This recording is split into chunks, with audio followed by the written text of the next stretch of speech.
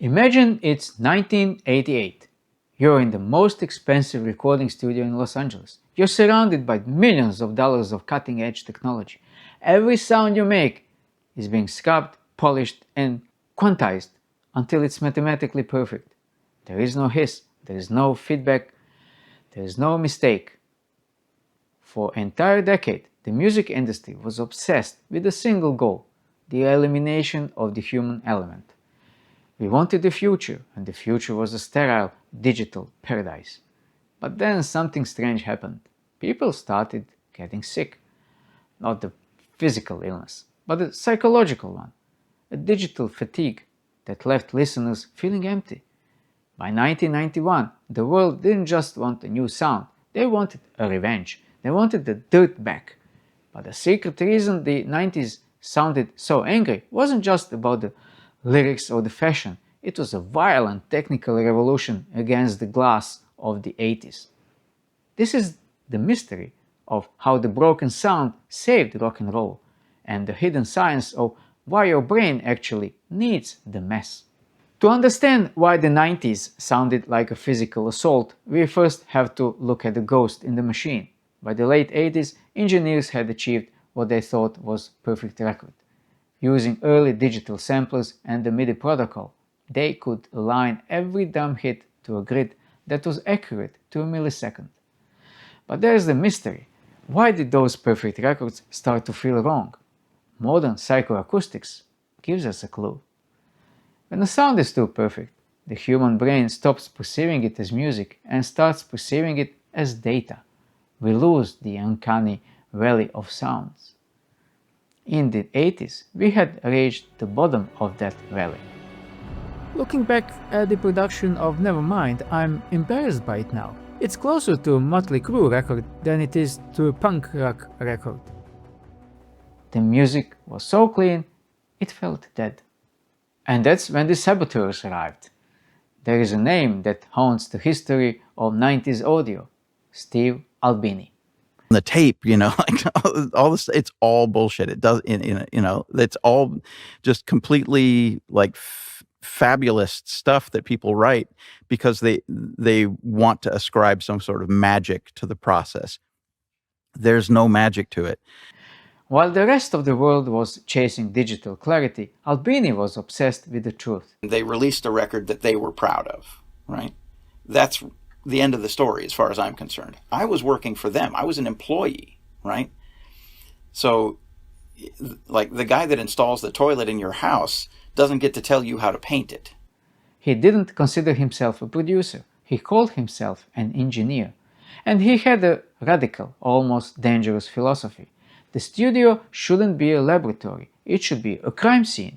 When Albini went into the studio to record Nirvana's In Utero, he did something that horrified the old guard of the 80s.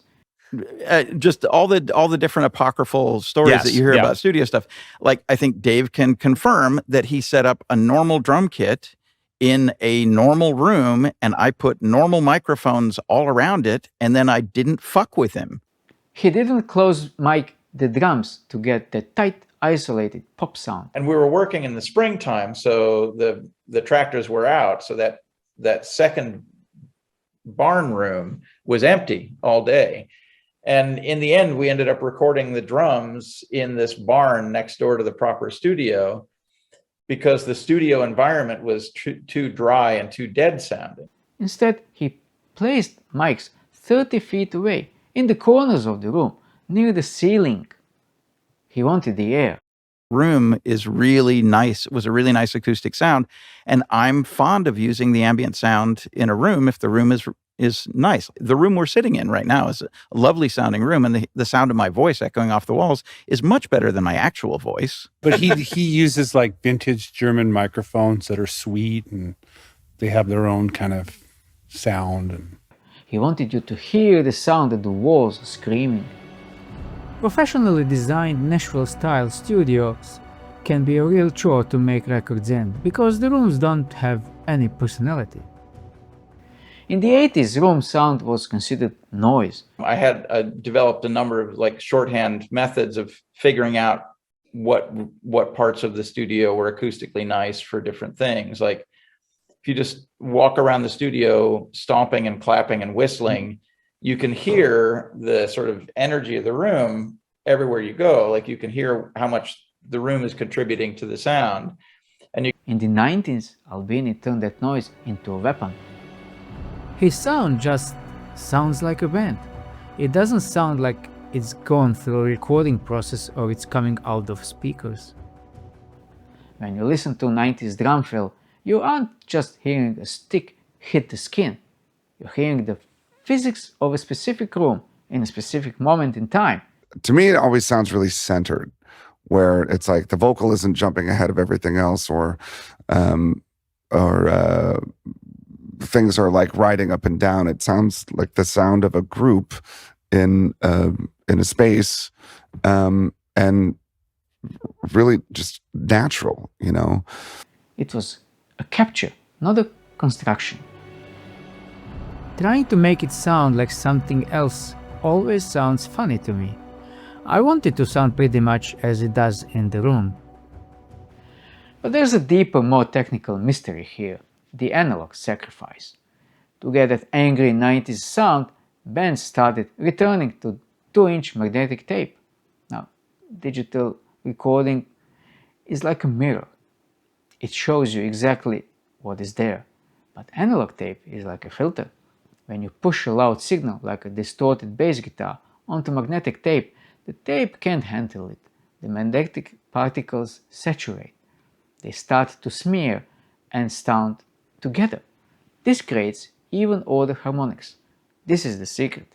Even-order harmonics are mathematically pleasing to the human ear. They sound like warmth, like fur, like a hug. Digital clipping in the 80s sounded like a crack. It was painful. But the 90s anger was wrapped in the warmth of analog saturation. It was a pleasant violence. This led to a culture of sonic masochism. When I was growing up, I had a red pedal. I would just hit that in the chorus and turn it off for the verse. That's how simple it was.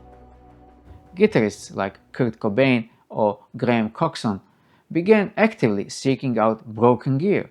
They didn't want the $5,000 rack mount processors of the 80s. They wanted the $20 pedal that sounded like it was about to explode. Think about the mystery of the feedback. In the 80s, feedback was a mistake, you edited out. In the 90s, it became a lead instrument. That high-pitched squeal isn't just noise.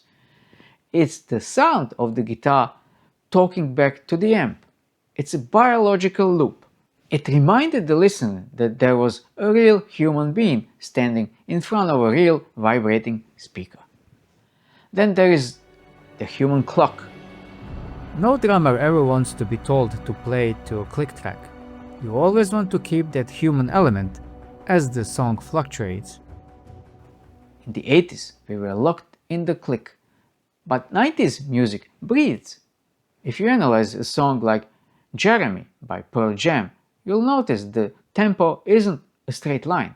It's a wave. The band speeds up when they get excited in the chorus and slows down in the moody verses. This micro-timing is something your brain detects subconsciously. When the song is perfectly on time, your brain relaxes because it knows what's coming. But when a drummer like Dave Grohl or Jimmy Chamberlain pushes the beat, your brain stays on high alert. It feels dangerous. It feels angry. So why does this matter now? Why are we still obsessed with the sound of 1994? Because we are in the middle of a second digital ice age. Today, everything is perfectly auto-tuned. Everything is sample replaced. Our music has become glass again. But the secret of the 90s is still there, waiting. It's a reminder that the most powerful thing you can do in a studio isn't to be perfect, it's to be honest. The 90s didn't sound angry because the musicians were mad at the world, though they often were. It sounded angry because they were fighting to be heard over the hum of the machines. Anything can sound good or bad given the context. They traded perfection for presence. They traded clarity for character. And in doing so, they created a sound that will never go out of style, because human error is the only thing that never gets old. Next time you hear a 90s track, don't just listen to the singer's scream. Listen to the hiss of the tape. Listen to the way the drums bleed into the vocal mic. It isn't a bad recording. That's the sound of a human being reclaiming their soul from a computer. Thank you for watching. If you want to see deep dive into secret math of why analog tape sounds better than digital, or if you want to know which 90s album is the purest example of this revolution, let me know in the comments. We'll do another video. We can do 10 of them, 50 if needed. Let's get the music out and let's deal with this digital crap we are listening today. Thank you for watching and wish you all the best.